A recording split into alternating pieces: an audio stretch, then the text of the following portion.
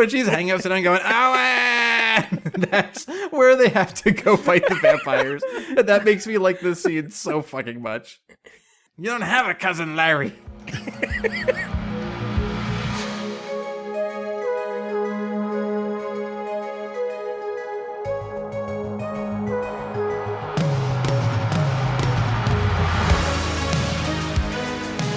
Welcome back, everyone, to S1E1, a show where each week we pick a different sitcom, watch just the first televised episode, and forgetting anything we might know about the future run of that show, rate it and decide if it's a show we want to greenlight or cancel. This week we're going to be talking about Death Valley. Death Valley went 12 episodes with only one season on MTV. Today we're talking about episode 1, which was called Pilot, originally airing August 29th, 2011. So to get things started, I'm Jay Gags. With me as always, the boys, most of them, Nick, Joe, and Ferg. No Groto this week. What's going on, guys? Heyo. Yo. It's the season premiere of Death Valley. I fucking hate that show. I liked this show the first time we covered it when it was called Wellington Paranormal. Right, I was dude? gonna It bring starts this up. the same way, only a nauseating camera shake chase. Dude, I got I couldn't dizzy. I'm even- not even kidding. I got dizzy from Same. that. I had to I- look away. What does this show have, everybody? It has... Oh my god, is that Pennywise the dancing clown? Wacky inflatable He's back. cameraman. He came back to Maine. Careful, everybody. I did mention, we'll talk about the shaky camera. I noted the same thing. I did want to also mention, I got the same vibe. This is also very much like Wellington Paranormal, which Oh we my covered god, it's identical. 2 years ago. Yeah, But- yeah. 2, I think. Yeah. But Wellington Paranormal, in fairness, came out 7 years after this show. Oh, wow. Yeah, okay. Oh, this show's old? Funny. Yeah. 2011. 2011. Ish, 13 years ago. This is a weird time for me because I watched MTV a lot, like when we Yeah, were not kids, at this era. that I haven't watched MTV that wasn't old. I watch a lot of old MTV now on YouTube. That is a very fun, like, mindless thing to throw in the background. I have no idea what anything on MTV has been. Oh, for like The 20 Grind? years. But if you're not watching new MTV, how do you watch the Well, challenge? I don't watch The Grind. Wubba wubba wubba. It's Julie Brown. What about Date My Mom? I just watch old Pauly Shore Date My episodes. Mom, Pimp My Ride, Blank My Blank. Yeah, all of them. But yeah, Death Valley, an MTV original show. I think we've done an MTV original before. We did Together. Yeah, that's right. That's right. Yeah, Together's MTV original. And then, yeah, before we even get any further, welcome everyone. Week 4 out of 5 this year of our unofficially named Spooky Dooky October, where we like to do all Halloween, supernatural type shows. And then clicking around, this was just one of those ones you go, oh, I had no idea the show existed. And it fits the theme for sure. So I wish this was just a single camera show following Joe. I would have loved that show. Every moment he's in the show, I'm like, I love this show. And then it's terrible fucking CGI gore. And I'm like, get me the You know fuck what away pissed from me this off show. about this show is that it's a documentary and not a documentary. Yep. It's Like, like there's one they didn't part pick a when- lane. They did a multi-camera, and they did like not talking. Yeah. Did they do talking heads? no. No. But there's one... They did like the cops thing, but then like when they're in the station, you're like, this isn't being Yeah. I filmed don't by a understand what they were. documentary crew. This is just a going static for, TV yeah. show. Yeah, because there's one part when they're breaking into the hotel room. They're showing them through, like, their view. And then all of a sudden there's a camera in the hotel room to see them kicking it in. I'm like, who's filming that? I mean, the yeah. first scene when they shoot the zombie, we haven't got there yet. We'll get to it. It's not that impressive, but like, then they cut to their perspective, and it's what camera are we looking through? It was, right now? yeah. It's the wrestling thing where they're backstage at a wrestling show and you're like, so there's just no camera. We're just to assume that this is all seeing. As far as the show goes, 7.7 on IMDb. Rotten Tomatoes, weird. So Rotten Tomatoes had no fan score, and then the tomato meter was at 80, but there was only 5 reviews. So it doesn't. So it's like it Yeah, I doesn't don't believe count. that. That seems like cast members Yeah, it doesn't really juicing. count at that point. Yeah. Have we covered a show recently that had a single-digit review? Ooh, I don't know. Yeah, I feel especially like for we one that's did, like That's pretty actually, bad. recently. internet age is weird. You know what I mean? Like it shouldn't be that low if it was like in the last 15 years. It's just because the internet was out. Or that was like the era where people didn't take Rotten Tomatoes seriously yet. Yeah. Also, did you see that? Well, created by, but more in concept, I guess they give him credit for the concept of the show. Spider-1, the singer of Powerman 5000. I saw not. that before I watched it. I looked up what the show was. It was like, you guys are gonna make me watch an MTV show from the mind of Powerman 5000. Are you trying to get me to jump off my fucking roof? How fucking dare you? I've seen Powerman 5000 a couple times. Did worlds collide? Was it a good moment? One time was free. Yeah, I but, was there that time. Yeah. They're Boston, right? They're local. They are. They were like a hardcore band originally. If you go see Powerman 5000, it doesn't make sense because you know like the songs that you know from television, like MTV and stuff. And then there's all these like 50-year-old, like at 20 years ago, like Boston hardcore guys that like you go, wait, what? I don't understand. Like chug hardcore shorts wearing dudes. I feel like that's going to be my like final form, but The Boston hardcore guy. You don't like angry? I don't know, man. I don't see what Not like that- a slap I shot like show Slap or Shot, something. but that's not the point. Yeah, I'm Uh-oh. not an angry person. Uh-oh. But anyways, It has begun to form. The chrysalis is gone. Ferg, you would have been the only one who would have known this show, and I don't think you did either, right? No, I never even heard of it. It's funny too because there's somebody in this show who me and Ferg I haven't watched the show in a long time, but this was running at the same time then as Arrow. Oh yeah, White Canary. Yeah, it's just a CW fucking DC comic show about the Green Arrow, but Caity Lotz. Caity Lotz, yes, sorry. As I say, I haven't heard Caity Lotz was like me and Ferg in 2011 especially were definitely watching this show, and we have not heard of this show. Have you heard of Officer John, whose real name is Texas Battle? Holy shit, is that the best fucking name ever? And he's been on like 300 episodes of The Bold and the Beautiful. Like a guy who is a soap actor named Texas Battle, I would buy that dude a beer That's pretty sick, immediately. man. It's weird that I never saw it because I love horror and I never stopped watching bad MTV TV shows. So it's Yeah, I don't really, know how you this one realize. got by me. Yeah, I was gonna say, yeah, you modern day still watch like The Challenge. I love the challenge.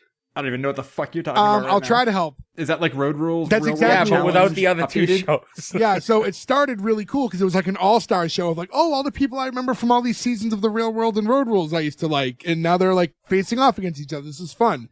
And now it's just like random people, and it means nothing to me. So now, Well, like, I don't care. right now it's season 40 and it has everyone from every season ever. So people like Mark from season 1 are back. 40. We are 38 years old. That show did not start before No, we were yeah. born, These- and they're these on go season nonstop. 40. How the fuck does that work? They go like year round. On that note, might as well get into this show here. Do we have to? I'll be honest. Well, we're gonna get into it. I don't think the show's amazing, but just judging by how you guys are talking, I'm the least sour on it. I don't think this was like really rough to watch. It seems like you guys are having a hard time getting through it, This was a clock watcher for me, man. Me and only too. at like 20 minutes too. So, and I do want to remind anyone who wants to watch along with Death Valley, it's kind of weird. It's available on Amazon for purchase. For some reason, it's not on Paramount Plus where it should be. Buy this.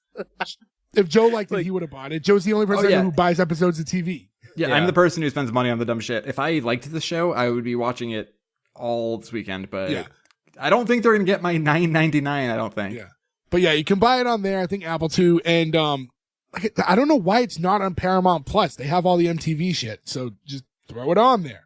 They figure that they can charge people for the episode and make all that cash. Yeah, well, Better I to will get say, 10 people buying it than nobody streaming it, I guess. I'm not suggesting anything. I'm just saying if you happen to Google it and write, S1E1 or whatever, you'll find it. It's not hard to find. So Is it on Rumble now? I know Bryan Callen is like a Rumble show. That'd be funny if he was like, I took the rights back and I'm putting it on Rumble. It's in between a bunch of Black Rifle Coffee Company ads. I don't believe it's there. No. So getting right into this episode starts with like a warning screen. The following program contains depictions of violence and gore. Viewer discretion is advised. This is only done to get you interested. I don't think this is an actual like we need to warn the people. Yeah. Look, this is I a don't know. high It horse got me moment for me. fucking dizzy. The Might have been warning real. that wasn't moving. No, yet. the very first scene Oh, yeah. got me dizzy. So Yeah. maybe the warning was legit. A little bit of high horse though. If you say gore to me, that does not mean cheap, shoddy computer CGI. That is not gore to me. It was that is on throwing paint at television, the Joe. wall. They're not going to have fucking real No, blood. no, because the slow walker guy is in full somebody did this makeup. Somebody gave a shit to do real practical effects on that guy, and the rest of it is splatter, splatter, splatter, splatter. Why? Do either go all in or go all out. I might have given you the wrong episode. Apparently, whatever you watched had tons of turkeys in it, and There's a lot of turkeys. It's almost Thanksgiving. My brain's in a different place. We know you love Thanksgiving. Show opens right away. We see it's like a cop style mockumentary, like we were saying, and there's these two cops who are chasing someone down the street, like through a convenience store. And you guys said it. My first note is, "Holy shit, was this camera shaky?" Yeah. is what I wrote down at the time. It was usually in these scenes, like to get the effect, they have the camera moving a little bit. But this was like they actually just made the cameraman sprint with the camera in his hand, and the camera was moving so erratically that it's hard to watch. awful. Yeah. When he's going down the tight alley and takes a couple turns, that's when it really got me. Yeah, That's it was a specifically. lot. It was like We were being of the like generation- Unnecessary. Why? Real We're Cops of the isn't even generation like where that. Cops was a huge show that we all watched, right? Like, Yeah. And I've seen 8 billion episodes of Cops, and never once when they're chasing somebody is it this shaky. And that's a testament back then, especially because that's like 90s into the 2000s, just like a good cameraman. They Yeah. have stabilizers now. You can Yeah. go on a fucking, Steadicam. off-roading with a camera, and it looks like you're just driving flat. Like, This almost felt like a drone was flying behind them at high Yeah, speed. I mean, you want some shakiness for the effect of what they're going for, but this was yeah, too not much. this much. This is like if you ever go on YouTube and watch videos of people on rides at theme parks and they just have their camera. Who does that? Whose life is that? What? I've watched. You do You've that? Never watched one? No, do you I'll do say it? this. I've Well, made them. Oh, record the video? Yeah. But I've watched them because I'm openly not the biggest ride guy. So if I'm going I hate somewhere like, rides. I'm with you. So so if I'm going with them to like Disney or something, I have to like prep myself with a couple of these rides. Like, okay, is this a ride that I'm okay with? And then I'll kind of get a vibe for it.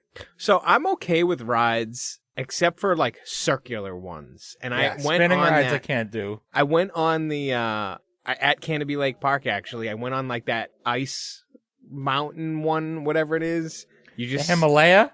I forget what it's called, but it spins. And I was like, all right, yeah, I'll do that. And so like I sat alone, my girlfriend and her son sat behind me, and about 15 seconds in, I'm like, I have fucked up because this I'm is gonna puke not on these two only- people I care about. Not only do you just go in a circle, but your seat pivots with the G-forces. So you get Oh, put yeah, yeah, yeah. into the G-force. Like, and you're pulling like 5 Gs in this thing. And I could feel my heart in my feet. And I'm like, this is terrible. Like, why did I do this to myself? I have no desire anymore. So I think I've just kind of aged out of rides. I used to really enjoy them, and now I I've don't never anymore. was a fan. I was on a ride, maybe the same type of ride, at the fair last year. I took my niece because she really wanted to go on. And I don't want to like ruin her time because it's just the two of us. So I'm like, all right, this one I can do. All right. And I'm on it the whole time. I'm like, you're lucky I love you. Yeah. Anyways, eventually, they get this, what we find out is like a zombie. It's like a blonde woman who's a zombie. And they get her cornered in an alleyway and they gun her down. I don't know. I thought my like initial reaction to seeing a zombie on screen, I thought they did an okay job with the makeup with like a lot of the characters. Oh, it's just too CGI. It's too cheap computer. I mean, look, I know that's a hill I die on more than most. I don't like CGI in horror movies. I think it ruined the entire genre, but She wasn't Yeah, you also have to CGI. factor though, I would say for when you think about like, well, I'm just talking about the zombie makeup here, which I think looks pretty good on this girl, even though we're only seeing her quick. Just my initial reaction to seeing a paranormal character on the show. As far as like CGI versus practical effect stuff, yeah, I think like the old school stuff looks good, but for a show like this that probably has to be on a certain timer and budget, like the realistic probability of being able to do all those effects probably not in their favor. I stand by. Don't half-ass anything. Joe, how do you feel about the 2004 Dawn of the Dead remake? I didn't love it, but I enjoyed seeing it because we all saw it together. So like it has a bit of nostalgia for me because we saw it, but I would never watch it again because So I feel like that movie kind of like Should watch it sparked- again. I feel like it sparked like a zombie movie or just a zombie like in general resurgence. No, Shaun of the Dead did that. I think Dawn of the Dead was bigger than Shaun of the Dead, to be honest with you. and they made a Day like of right the Dead before that- it. I think I would say Shaun of the Dead probably was inspired by the Dawn of the Dead remake. Well, obviously, it's the namesake, but Didn't they Shaun also of the make a Dead Day came of the out Dead? in Yeah, but it was 2000. straight to video. Same Yeah, year. but Oh shit! that Day of the Dead wasn't even like a remake of Day of the Dead, right? They just had the same name. It was a completely the different John story. Leguizamo one. No, that's Diary No, of the Dead. Land of the Dead. Or Land of Oh. the Dead, yeah. That's when Romero started slipping up and using CGI. My point is I think that the zombies in the Dawn of the Dead remake were pretty good and similar to this one. So I don't dislike the effects were not an issue for me with this You show. could argue that 28 Days Later is what led to the zombie thing. I don't think they're zombies, but I they're don't consider zombies. those zombies either. But yeah, That's that was also the super big. fast zombie too, right? Because like Return of the Living Dead gave you running zombies, but like Okay. 28 I Days mean, Later if gave we're getting you, like, technical, I feel sprinting. like the main differentiator is the fact that you do not have to die in 28 Days Later. You just turn. And I feel like that, like the defining factor of a zombie is being like undead. Well, that whole thing was it's a virus more than anything else, right? Sure, yeah. And then just a quick Google is telling me that Dawn of the Dead remake and Shaun of the Dead both came out in 04. 2004. Yeah. So that's those are definitely in production at the same time. Just kind of weird coincidental timing. I mean, there were a few movies that came out too. Remember, we rented All Together once and went to Ferg's house, a movie called The Dead Hate the Living. We were like, cool, a new zombie movie. And that was like ground zero for bad CGI zombie movies. That was probably like 2001 or 2002. And I feel like, look, I understand you move with technology. I'm not opposed to all technology. I just think that it takes me personally out of it. Like, I don't like seeing the fake splatters and all that stuff. I don't like fake blood. I hate it in modern action movies too. Having said that, I do think Shaun of the Dead is arguably one of the best zombie, not just because it's like funny, like as far as like zombie lore goes, It's well I think made, it's yeah. one of the best ones ever made. I agree. Yeah, I mean, I love Yeah, that no movie. argument. So they shoot this zombie down. It goes into the banter between the two cops, and it's like, hey, you see they had Choco Tacos back there? It's like, yeah, you want to get some? It's like, Hell yeah. Anyone else want a Choco Taco? And then but meanwhile the boom guy's throwing up because they just gunned down a zombie, and it's like not something he's used to seeing, like where these cops are more desensitized to it. But yeah, the amount of times that Choco Taco was specifically said in this show, because this They isn't had even to the first throw time. some money at this, right? Oh my god. Also, R.I.P. Choco Taco. I mean, They're already back. They're back. no, they're yeah. fake back. They're This back is the like, same thing as happened with Twinkie, where like Twinkie's gone, and like a year later they're like Twinkie's No, back. but they They're just trying to came get you to back- buy more Twinkies. I hope they do come back, but right now they're only back where like Taco Bell's making a version of one, but like not officially. Like they're gonna make one to sell in I stores. don't know, as a man. I can dessert. get a Klondike Choco Taco door dashed to me right now. Boom. Yeah, they're back in stores. really. Oh. Yeah. And you can also get some of the disgusting Mountain Dew alcohol. No, in it's there, not too. back. Choco Taco was a Good Humor Breyer's ice cream novelty. It's gone. Yeah, and I thought it got saved by Klondike. Did they have to change the name? Is it Chocolate Tacolet now? Do they have to like really avoid the lawsuit? But Chocolate, you dumbass, man. But I don't Here we know are. why that was funny. well, anyways, it did make. I love Choco Tacos, so I mean, I hope they do come back if they're not back currently. But I think we've figured out they're back, man. they're not. I see nothing that definitively says that they're back. Nick just could sit. He could Uber Eats one. He could throw it to your house. from Buy one. where he I'll is. say, I'm if he not orders getting one to a his fucking house, Choco Taco delivered to me right now. Get a goddamn honestly- Choco Taco for science. I'll send you the If money. you get If- just one, I'll pay for it. It's what's worth. I'll cover we'll pay the for it. You overages get a on free that. Choco Taco out of it. So, anyways, I will Venmo you after the episode. Just show me the receipt. from that scene was basically, you know, the comedy after the gore or whatever. It goes right into the show intro where it's like 1 year ago, vampires, werewolves, and zombies descended upon California's San Fernando Valley. Authorities remain baffled by their origins. And then we see these are the stories of the cops that capture the monsters and the camera crew that captures the cops. And the song that's playing is They're Coming For Us by The Measles. And there's just a lot of like fast shots of what's going on. And I like the intro. I thought it was pretty good. I will say this though. Yeah, it was decent. I am proud of this being from the guy from Powerman 5000, not putting his own band in it, because I really liked that Fred Durst movie with John Travolta because it was so weird, and then he had to sneak in a Limp Bizkit reference at one point, and I was like, oh, fuck you. You were so close to just making a weird movie. It had nothing to do with you personally, you know? Yeah, I tried looking up The Measles. You could find the song. If like on YouTube, but they're not on Spotify. It feels like it was maybe somebody's friend's band or something. Yeah, it's weird. It's like the second time recently where like an actual song was used as a theme and the band is like not findable on. I'm so used to everything being on Spotify now. I think you forget, though, that a lot of that stuff, too, is licensing. So if somebody like a smaller label puts something on Spotify and then they let it lapse and they're not doing the label anymore, then it's gone forever. You know what I mean? Like, and not everything's on there, too. Like, I would say you probably find it closer on Bandcamp than you would on Spotify for a smaller band. Now, would you enjoy it more, though, if it cut to the intro and all of a sudden went, "You are so beautiful Yeah. to me"? So weird. For those of you who watched last week's episode, Struck by Lightning, which decided Joe Cocker was the way to go for a Frankenstein themed show. Yeah. Do you think he still gets occasional residuals and he's like 17 cents for Struck by Lightning? The fuck is this? No, I don't. No, because like- I personally shared that episode on Reddit all day today, and most people were like, "Oh, I'll check that out. I didn't know this show existed." You know Did you what? put on Maybe like he's the Joe gonna Cocker now. fans Reddit? Yeah, it was on Joe Cocker's The cocksuckers. But like as far as like the Spotify stuff goes, like so your label up, like Joe, you have a band you used to be in that put out an album 20 years ago that's on Spotify. Yeah, the label put it up. So that label still exists. No, just that guy. Oh, I mean, like, so at that So how point, does we it didn't, still exist on Spotify now? because he put it on there and he follows up and makes sure that it doesn't expire. Huh. Okay. So he's got like stuff from his whole label he puts up there. So even though I the don't label know. doesn't exist, he still maintains his catalog and wants it up there. Yeah, which you can do, right? I'm sure if I asked him, he's a nice guy. If I was like, hey, I'd like to take over this, I'm sure he'd be like, okay. I don't think he's making much money off of these streams of my Probably band not from making 20 any years money. ago. Yeah, he's probably spending money more than he's making at this point. So that's not an issue, but like a big example. So if you remember, there was a record label a few years ago that like got really embroiled in a bunch of like sex scandal stuff, and they basically and they were also a like publishing house for like tons of digital media. So they pulled everything down because they just ceased operations and couldn't make any money anymore. And now tons of that stuff, even bands who weren't part of that, are all off of any of those sites because they just don't put the stuff up themselves. Womp womp. That's a really good point, and it was so much better coming from you wearing that awesome hoodie you're wearing.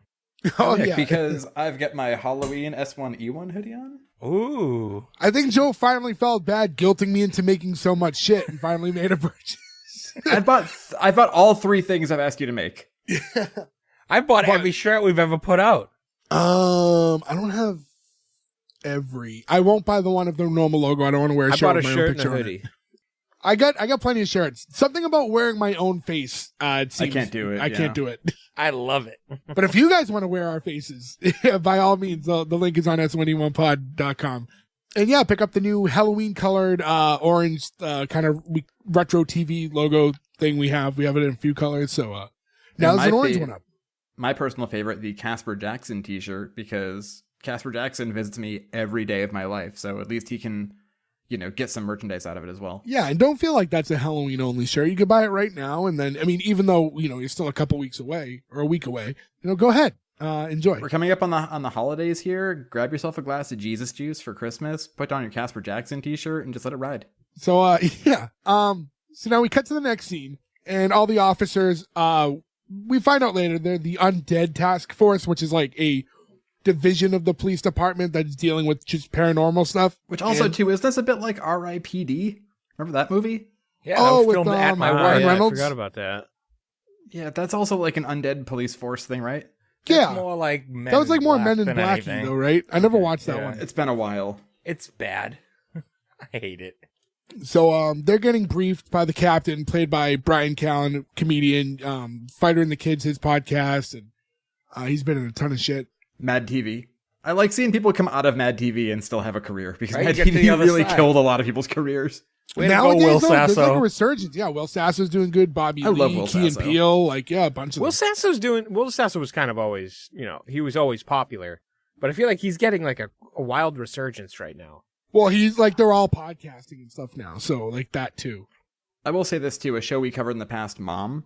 Will Sasso becomes like a pretty big character That's right, in that yeah. last few seasons, and he's fucking amazing in that show. He's great in everything. He's Yeah, got he's the some best. pretty I really good like Will range. Sasso. Like He was great on Modern Family too. He was Yeah. Cam's like rival. And then for a while, he lost weight, and the world turned on him.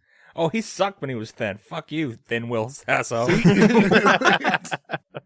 Jeez Louise. Like he lost his funny because he lost weight. So the captain's saying like, anyone know what tonight is? Don't tell me it's the season finale of Glee, and everyone like puts their hands down. And we find out it's the 1-year anniversary of the first zombie sighting, and they're saying 1 year ago today zombies began besmirching our refined community. And like you hear like the boom guy in the background make a noise. Like they want you to be aware. It kind of goes into what you guys were saying earlier about like it's kind of mockumentary. Yeah. And like the boom guy makes a noise like, oh, sorry. And look, don't make the boom guy a character in your sitcom because it didn't work for The Office. It didn't work for The not Office. work for No. this. This is 2011. Boom guy didn't pop up in The Office for like another year after this or so, right? Because like last season. Maybe Yeah, they it's the were last inspired season. by this show. Like, we can do a better boom guy. Although, to be fair, in The Office, if the boom guy was bitten by a zombie, I would have been like, good, fuck that guy. I'm so glad. So Captain's telling them all how like, we're all these like zombies and vampires, and I promise I will not rest until we've eradicated the problem completely. And then one of the guys is like, Captain, I thought you said we're supposed to contain the problem. He's like, well, you tell me if you're satisfied just containing the problem. Because if you are, the door's right there. He goes, it says contained like right over your head, like the sign above him says, capture, contain, kill. I thought that was a decent gag. I feel like that was gonna be like a merchandise thing if this show took off, right? Like, can you imagine? You'd walk through the mall and you'd see like capture, contain, kill t-shirts, and it just like didn't take. They tried and it didn't work. You don't have to point that Maybe out, coming soon. right? That'd be a good S1E1 shirt. pod, capture, contain, kill, cancel. But you don't need to point that out. That was a mistake. Have him standing under it so you can clearly see it. And Yep. have Yeah. him have his Yep. whole speech. Just Like, do no. that. Like if this was The Office, you would have had the camera on its own just pan out, like without Yeah. telling Yeah, anyone yet. and have somebody do a Jim face. Like it's all Yeah. you needed. But now they We can't. do pick, get what one Jim camera face should in we the look episode, through? though.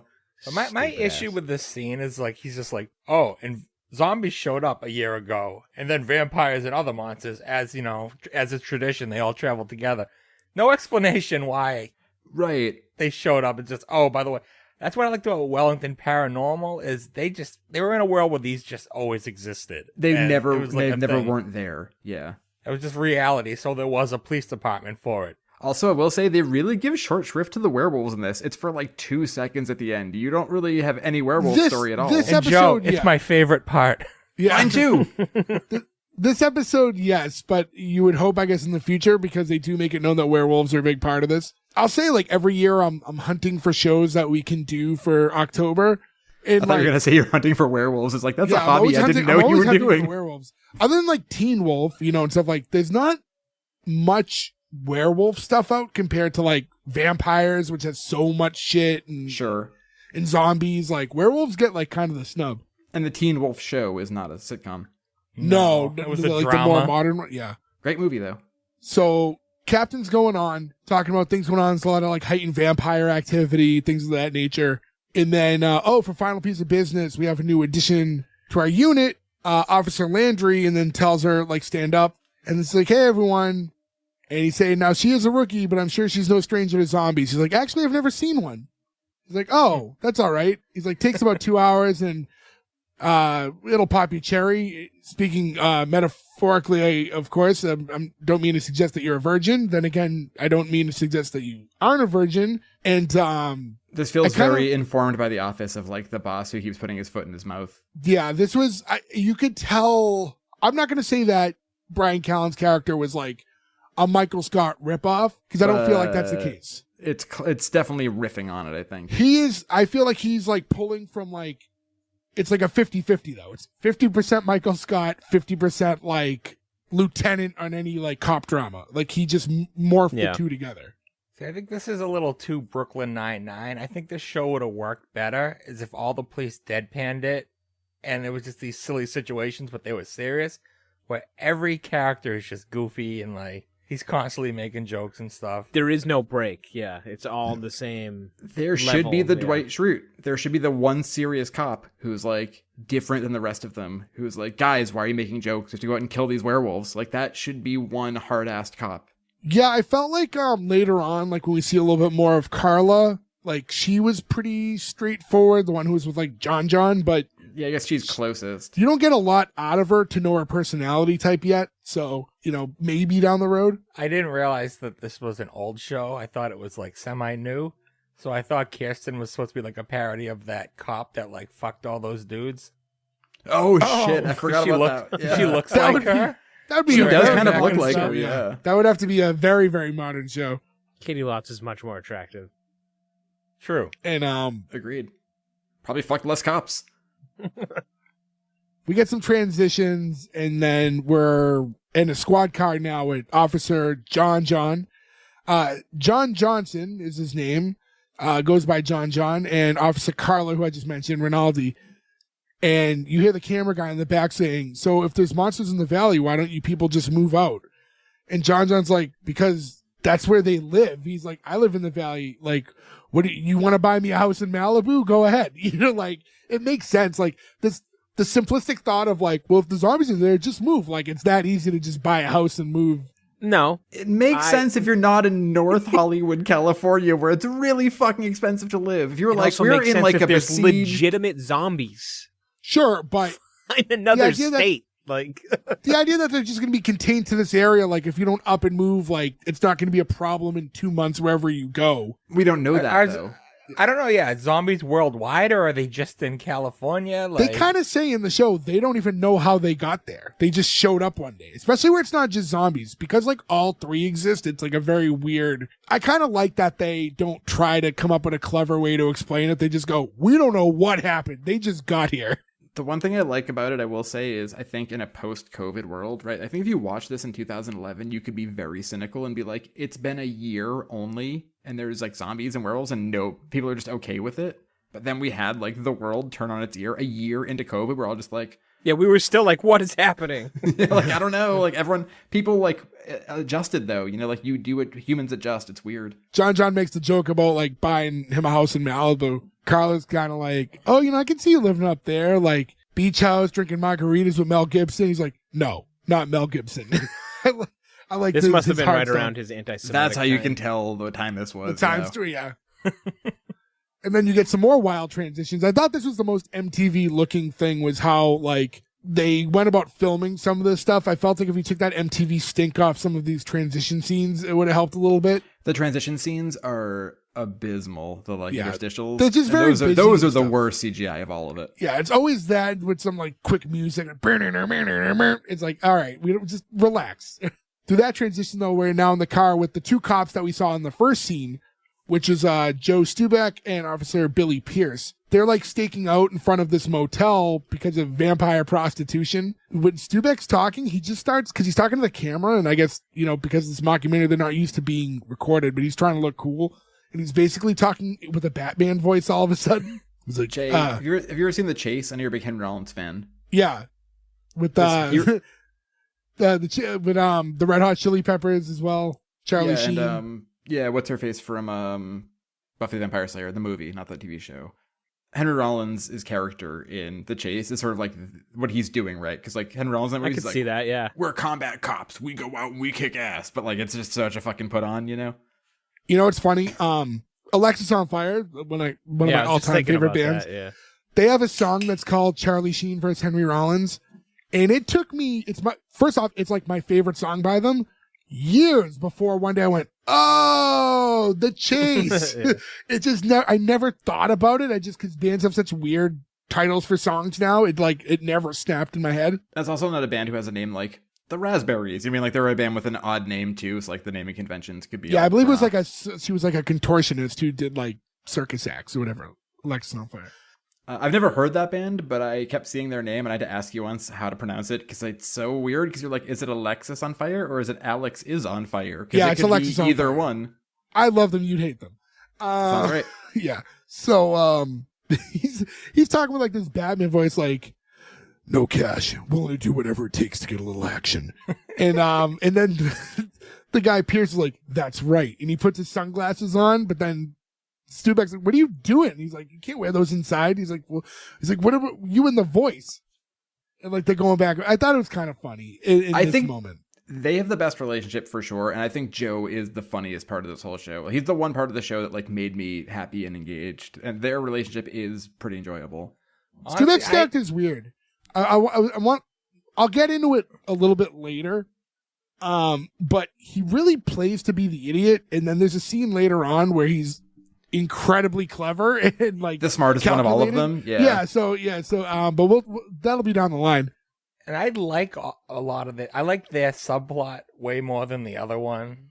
Like when they're following the other two around, it usually took me out of the show, and I just wanted them to get back to the vampire plot line rather than the zombie. The only thing that hurt me is like out of all of these like mythical lores, I'm just in general outside of this show least into vampire shit. So like Agreed. werewolves, zombies, I was always kind of into that, but like vampires is just like I'm tired of it at this point. Like I'm kind of over vampires unless it's Leslie Nielsen. The only vampire that matters. It's Bela Lugosi and Leslie Nielsen. Those are the two vampires. They're talking to the camera guy some more, and it's he's like, you know why I do this? And then like Joe pulls out the like a picture from the dash of his family. He's like, I do it for them right here. And Billy's like, you know why I do this? And he just picks up his phone. It's just like a picture of two girls having sex that's on the screen of his phone. I couldn't tell here if the joke was supposed to be like, is that his wife? Is that like No, I it's just just porn. couldn't telegraph. They didn't telegraph it enough what it was. He was just looking at porn. And Stubek's like, I did think it was funny though that they blurred out Joe's family for like their discretion to not show them Yeah. on TV, but then just didn't blur out the like the two porn women having sex photo. Like, wait, what? Because Joe's like, come on, man. I said I do this for my family. He's like, I've had this JPEG for so long. It's kind of like that my family. I guess technically that makes this incest. They see a guy walking into this motel now. I'm like, oh, good, we got one. They before that they do explain that there's a whole problem in the area with now vampire prostitution. Yeah. I mean, that was the whole purpose of the stakeout is vampire prostitution is a thing in this area. Yeah, sex for blood. This feels very dicey because you are now going in with a sex worker and being like, you'll take some of my blood for sex, but this dude is tied up. They could just take all of his blood. But in theory, we could donate blood and regenerate more, right? So if you're got someone who can keep giving you more and more blood, like periodically, I guess it's good to not just drain them out and kill them. That's fair. Yeah, it's like a real prostitute can just slit a guy's throat and take his wallet, or she has a repeat customer who will keep paying her. That was how Ferg had to haggle his way out of being murdered by a prostitute once. It's like, look, you can slit my throat. I know you want kill to. me However, now, but if you let me go, I'll give you more money next time. Teach we a man can still to get you fish. to meet every third Thursday, and I'll pay you $40. But yeah, I was a little confused. So under this theory, they're giving them blood for sex, but they can't draw it by like biting them, right? Because then they'll become vampires. It No, depends you- on what lore they go by. Yeah. Oh, so there is vampires that could bite you and take your blood, but you're still just the living. Like some lore, like the only way to become a vampire is you have to drink the vampire's blood too, and Okay. stuff like that. Sometimes So you the drain bite their just blood. turns you. It depends who's making the movie or show. They Right. pick Like the I rule. said, I obviously growing up, you hear plenty of vampire shit, but it's probably the thing I'm least fascinated in of these, so I don't really delve too deep into the differences. I want to say what we do in Shadows is you have to drink the vampire's blood to become a vampire. And then there's also like I think classic Dracula, right, is like you drain them a bunch, but not fully, and they become your familiar. What about Sesame Street? What about that vampire lore? How did the count? Was the count? He counted to 666. And they pays one of these girls to count to 69, and then they all have a good old time. All right, don't ruin the fucking Sesame Street now. Come on. I have syphilis. One antibiotic. One squeeze of green pus. Two squeeze of green pus. You always gotta take it that little extra. Yeah. No, it's a lot extra. That's Yeah, the it is a lot problem. extra. Yeah. That's not a little extra. That was a big jump. That's what I'm here for. Right. Once they see the guy going into the motel right before, though, Pierce like grabs his camera and he's looking at Stubeck. He's like, hold on, let me take some pictures. He's like, no, come on. He's like, we gotta go. He's like, all right, one. And then he's like holding the gun, trying to look cool. Pulling the gun out and posing is so fucking funny. He's so good at this. Why is he so much better than everything else around him? Again, listen, we're gonna get into this as we talk about it more, obviously, but I just don't hate the show as much as you guys do. I'll just kind of leave it there. I don't hate it. I don't think this show's like an abomination. Like, I just don't talking hate to it you as guys much like- as it's coming across right now. Yeah. Like, I'm just pointing out stuff that bothers me. I'm Because we don't talk about it, or we try not to talk about this stuff before we record. And then as soon as we started, you guys are like, this piece of shit. And I'm like, oh, all right. It's like, all right. But we did very good to not put it in the chat, and that's impressive for us. Well, there are times, right, where we watch things that are so objectively bad that, like, we all know what we're walking into. It's impressive right? for Ferg to not do it. Ferg will go on like a 10-minute... I was going to say, if you like, know I hate a show, because the chat will just be a rant of me saying how much this sucks. So, so yeah, and this one I didn't really know what to walk into, but I was kind of surprised how negative just talking to you guys for the first few minutes was. So the two cops walk out of the car. They kick the door down of the hotel room. You see this guy chained to the bed in his underwear, like with that like vampire prostitute on top of him. This is at the Pink Motel, by the way. When they first open the door, you hear the guy on the bed go like, "Wow, your hands are really cold." I don't know why that one really got me, but like this guy, the guy who's the victim, he knows where he is and what he's in, and he's pretty good in this. Like later on when he's like, if you're not gonna have sex with me, can I at least have my blood back? Like that's such a fucking funny, stupid line. You're like, you can't fault that one, you know? When they first go to bust this and they run in, it's like, all right, everyone, hands in the air. That means you, vampire tits. Vampire tits. It's like seriously though. It's weird too that the lore here, again, we're talking about different vampiric lore, but like this is like an objectively beautiful woman and she's a vampire, and then we see like the vampire pimp and the king of the vampires, and they are like monster vampires. So what's the deal why here? are they different? Yeah. There's a reason that one's a hooker and the other ones are thugs. No, it does seem to like morph their faces more than with her. Like there's very little effect to her face that comes with being a vampire. Has fangs and red eyes. Other than that, that's it. Normal. Yeah. This one seems to be a repeat offender because they know her by name. It's like, Sophia, how many times do I have to talk to you about this? That's right out of Cops. They always know the prostitutes. Yeah. Oh my god, the sex worker stuff on Cops are just like, they're like, Barbie, what are you doing? It's like, how many times I would arrest you this week? Like that's such a sad thing too. We're like, oh, your heart breaks when you see those episodes. She yells something at him, which my thing that translates everything just wrote "I'm sorry," so I assume she just said "I'm sorry" in Spanish, but he's like, I don't speak vampire. and the other was like, it's Spanish, you idiot. Again, because Joe is funny. You know, they place her under arrest, and the guy on the bed's like, this isn't what it looks like. I thought she was a human prostitute. It's like, me, human prostitute.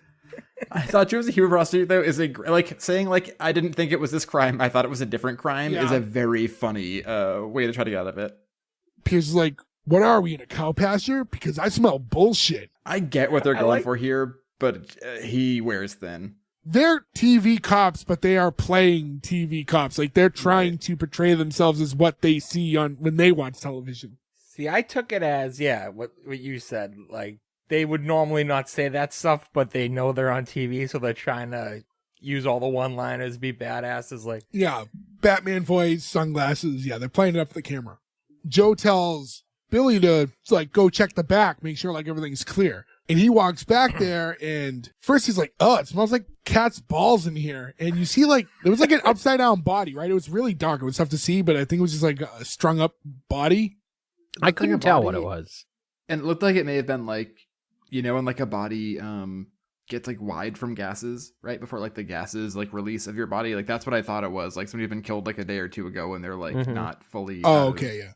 It was hanging upside down like it was like fucking deli meat, you know.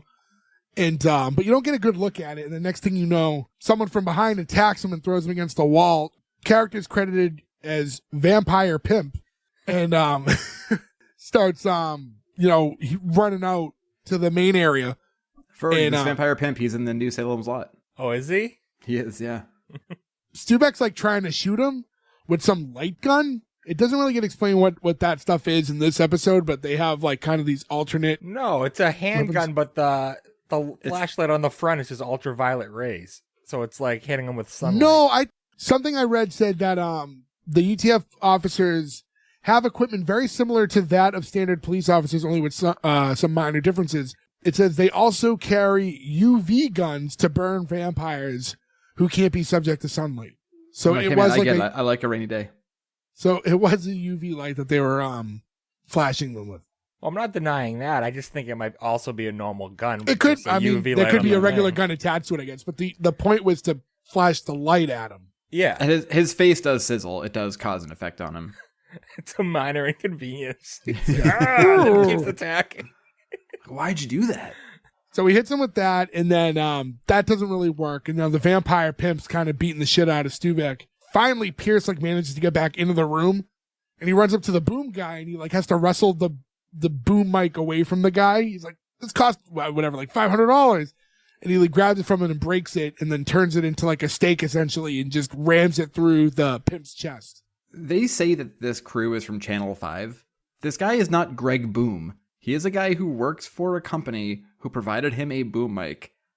He would not give a shit. They'll just give him another boom mic. They're an insured television company. Why does he care so much? Especially Also, when there's a giant vampire pimp that trying will to kill kill you everyone in the too, room. man. Yeah. Oh, it's almost like this makes no fucking sense at all. He's a boom for hire guy. He specifically just does boom work and owns his own equipment. He's I like brought Michael this from Richards home. in UHF with his mop. It's like Oh, I throwing got a this mop boom back. mic for Christmas. I like that this is his Gordo moment where he actually has a rare good one-liner and then ruins it by going too far. Yep. Like, oh, I gotta laugh. Let me say something else. Oh, it's not funny anymore. Yeah, All he would have had to do is dab afterwards. He would have been Gordo. Zubek's like, "Oh, that was actually a good one." He goes, F and A. He's like, "And you ruined it." Yep, that's the Gordo moment. Yep. Also, F and A, I get they're on TV, but that's a weird thing. If someone goes fucking A, you're like, oh, okay. You think of Diedrich Bader in Office Space going fucking A. You're like, oh, yeah, okay. I've never heard a human go F and A. That's He didn't want to a get weird bleeped thing. on television. He's Why, being bleeps careful. are Oh, no, they badass. might have gotten canceled, not got a second season if he said the F word on MTV. On the fictitious show that they're recording, he didn't want to get bleeped. Fair, but you bleep that out. You boop. Yeah, there was plenty of beeps and bloops on cops. Now we get some more weird transition shots of paranormal shit, and we cut back to the police station again where the captain notices Kristen at her desk.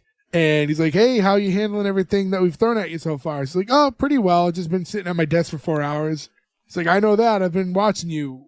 Not continually, of course. I've been catching up on some paperwork. That's actually a small fraction of what I do. I'm usually out on the beat quite a bit, as it were." I will say, too, I'll give Bryan Callen credit here. They do show him. He's staring at her, trying to figure out a way to come talk to her, and he's at the printer, and he's just smashing buttons to make it look like he's doing anything, and I did get a laugh out of that. Yeah. She's like, "Oh, I'd love to be out on the beat." He's like, "In time, Kristen, in time." And she's like, "It's actually, it's pronounced Kirsten." It's like, "What'd I say? Kristen. Say it your way. Kirsten." He's like, "Okay, I'm going to be honest. I'm having a little bit of trouble with that, but whatever, Kirsten."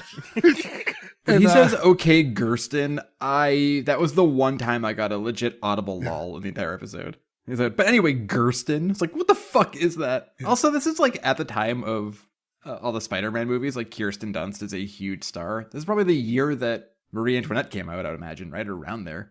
It's not impossible to understand. We've heard the name before. Sure, we all know Kirstens. He's like, "Let me tell you something. The Valley of Los Angeles is a long way from Kansas." He's like, "I'm not from Kansas. I'm from Carefree, Arizona." She's Carefree- adorable. Oh, yeah. Carefree, Arizona? Well, what do you do in Carefree? You don't look like a golfer. It's like, "Actually, I'm a 14 handicap." He's like, "Means nothing to a zombie. You're going to kill a zombie with a golf club?" She's like, "I mean, yeah, right? Destroy the brain?" I Two like things that. to- Two things to say here. I looked up Carefree, Arizona, because I love looking at any city and what their notable residents are. You know who one of the first notable residents of Carefree, Arizona is? Eric Bischoff. Oh, Oh, old bush pig? Oh, Nick and Bush Gordo Pig. both- he lives there now or grew up there? I know. I think he had a house. He might still have a house there, but I think he had a house there during the WCW days. He lives in Oh, nice. He's Wyoming in now. Wyoming now, right? Yeah, I Yeah, think so. Cody, Wyoming. I want to say. Yeah, because he had the Buffalo Cody beer, and I always wanted to try it, and it didn't last very long. He tried to mass produce that one too; it just didn't work out. I imagine it's hard to mass produce a beer and get distribution. Yeah, I mean, there's a lot of different beer laws. I think things have loosened up over the last few years. Now there's this boom, but if you don't have distro, that's a big part of it, and shelf space on stores. We've talked beer before. I'm a big beer guy, and it's if you have your own beer company, it's what you want out of it. If you want to be in every store, that's a lofty goal. if you want to own like a local spot and like sell your beer around the area and like still make money doing that, like that's very doable. I think you see a lot of these companies who want too much, and it's like, if you want to be the next thing that's everywhere, like, yeah, I guess if it works out, you're going to do great, but there's a big chance of falling. I mean, I remember, like, we grew up in the beer boom, right? Even as kids, right? You'd see weird things like Pete's Wicked Ale and all these, like, weird breweries that pop up. And, like, the whole subplot of Drew Carey show was they have their own microbrewery that, like, Buzz lives Beer. and falls. Yeah, Buzz Beer, which I can't believe someone hasn't made. I mean, I couldn't even imagine my brain handling alcohol and caffeine together anymore. Like, thinking of Sparks when we were kids, like, holy shit. Sparks tongue. Look like my the shirt. orange tongue you always knew. But I've had my share of like beers with coffee. I like coffee. This is so thick, though. I'm just mad we never got Cap Beer Chino.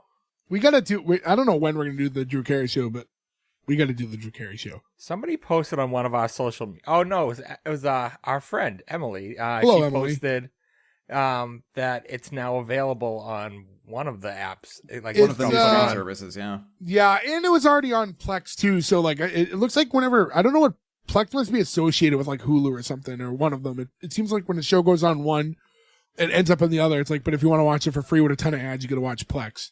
They must have figured all the music rights. But anyways, talking about this show. Oh, I want to ask, I don't know anything about golf. Is F14 handicap good? Yeah. I golf. I actually am not positive how handicaps work. I know you have to play a ton of games to like get your handicap. But I don't know. I think that is good though. That means she averages, like she's taking an extra 14 strokes basically to like level up. So when you play her, she's already starting 14 like shots ahead of you. Because the objective is to, get through with the least amount of shots, right? So she's starting plus 14 to even off your scores. Okay, that makes sense. it was like when we all played mini golf and I won. Yeah, it's just like that. I was all meet up and handicapped go to in a a driving different way range that sometime? day. So, they go into this whole thing about whether or not golf club is a legitimate weapon. And he's kind of going into all these other things. He's like, no, like, run him over with a truck or crush his head with a crowbar. And it's like, how's a crowbar different than a golf club? It's like, you ever try to get out of a sand with a crowbar? I'm saying golf club's better, more range. Yeah. Yeah. I don't want them near me. You're gonna get more weight with a crowbar, more range with a golf club. With zombies, you want range. You want to keep Crowbar it has sharp edges, though. That's true. Yeah, but you gotta get close where they Way can bite your closer. arm.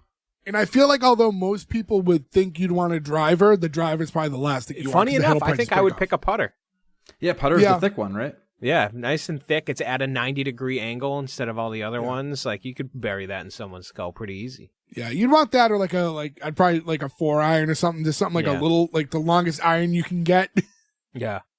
Yeah, because the other one's like, they're hollow on the end, right? Wouldn't do much damage. The drivers don't have as much, like, they're bigger, but they don't have as much weight to them. Like Joe, I don't know golf, so. Have any of you guys ever beaten a zombie to death with a golf club? Tune in. Hit us up on X. Would love to know S1E1 which one pod. club you test. chose. Yeah. We'll beat a pumpkin. Yeah. with Tell different us golf what clubs. happened last time you bludgeoned something with a golf club. Is that how Bob Crane got murdered from Hogan's Heroes? Speaking of sitcoms, was it a golf club? Now, Jay, So Gordo would be the guy for that one. what did Casey Jones use? A crumpet. Oh, A he's a Jose cricket bat. Canseco bet. Tell me, you didn't pay money for this. Cricket. I hate punkers. I think he did have a golf club too. I don't recall specifically which one. So right as that conversation's happening, Stubeck walks in with Sophia, the vampire hooker, in cuffs. And the captain's like, well, if it isn't my favorite prostitute. He's like, I'm kidding. I don't have a favorite prostitute. Not in this country anyway. That was one of my favorite lines. Not in this country, anyway. I think he should have ended it before that. He should have, one of my favorite prostitutes. Not that I have a favorite prostitute. Yeah, I and think it would have joke. been better if you ended it awkward. One more line doesn't help, yeah. He's walking and explaining what happened. Captain's asking, where's Billy? He's like, oh, he's in the can. Choco Taco and a Slurpee. Ooh, that's going to hurt coming out. Why? When do Slurpees lactose intolerant. hurt your like that? Yeah. Slurpees have no dairy in them. Like what is? Yeah, but because he was like Slurpee, and he's like, ooh. When did It's Slurpees sugar make and ice. people shit? No, but Like, he's what? lactose intolerant, so the Choco Taco is going to make him shit his brains out. That's just more inside of him to have to shit. All right, I guess that's an argument, but I don't like it. I That's don't, me this stretching. isn't my favorite type of talk, but even then it's like, it's not going to be like a painful bowel movement. Right, yeah. If he was like, what else? Jalapeno poppers. Oh, that's going to hurt in the way out. You'd be like, okay, I understand that. That's something like spicy or whatever, you know? Yeah, the convenience store. I should have got nachos or something. Right? Or like roller dogs or whatever. That's what it should have been, like something from like. Yeah, something gross, The meat. like nachos or... You're like, why does he keep eating the 7-Eleven? Nick, don't you love Yeah. 7-Eleven pizza? He loves 7-Eleven pizza. It's the only okay. person I've No, ever met. listen to me and listen close because I don't love 7-Eleven pizza. I will argue that it is better than you might think it would be for like a convenience store thing. I will say this though. It will completely nullify any hangover. You can go out and drink whatever you want for however long you want. Go grab 2 slices of greasy cheese pizza from 7-Eleven and it will be like you did not drink the next day. It's crazy. I get the worst hangovers. And by chance, I discovered this one night because I was drunk and I was hungry and it was the only option. So I got some and I woke up like nothing had happened the night before. And then I tested it again another time and it fucking works. So I don't know what's in it. It's probably just like a good grease, carb bread combo or whatever. But it is a hangover remedy and fucking tell me I'm wrong. Try it and tell me it doesn't work because it does. I have Joel, one to go with try that it. too. Also, I'm dying. on that same note, go to 7-Eleven, order pizza, and try to not feel like a giant piece of shit if someone ever watches you receiving pizza from 7-Eleven. I've seen people take a whole pizza from them. It's crazy. I will say that it looks better when one time we were touring in the South back when I could eat real food. We went to like The Deep South. the Deep South. We had the Herman Cain pizza, which is like the same sort of thing. It's like either a pizza chain like a Subway, they only exist in gas stations. So like already you're in West Virginia and you're ordering gas station pizza, right? Like you have made a few different decisions you should have made already.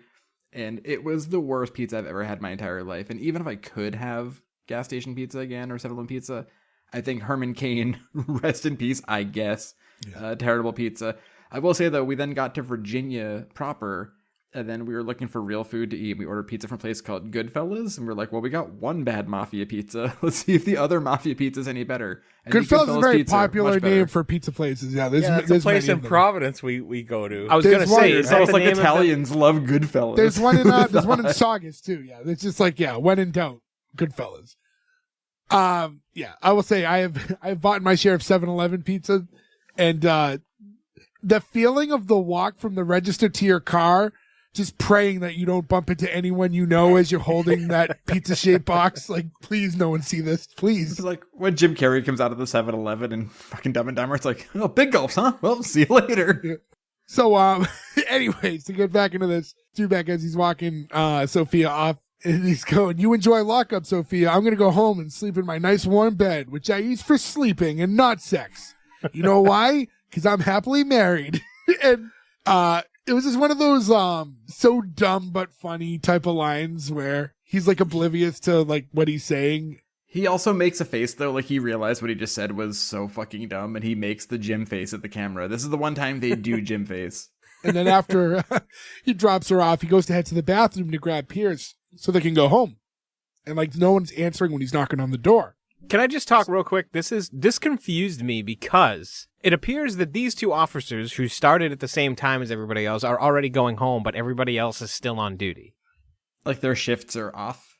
Yeah, like I don't understand why. Yeah, I they're don't know. going I mean, I home. know the other two have their story going on still, but maybe I don't know. Maybe they just have a briefing when the shifts intersect. I don't know. To be honest, Yeah, with you. I guess. I didn't. No, I think I that catch briefing it. from years of watching like Chips and stuff, like that's the beginning of a shift. Exactly, Is right, yeah. Everybody is there. It's a big thing in Reno 911. Yeah, too. but you're also assuming that the scenes for each cop aren't happening at the same time. But we see all of them together at the beginning of the shift, though. yeah.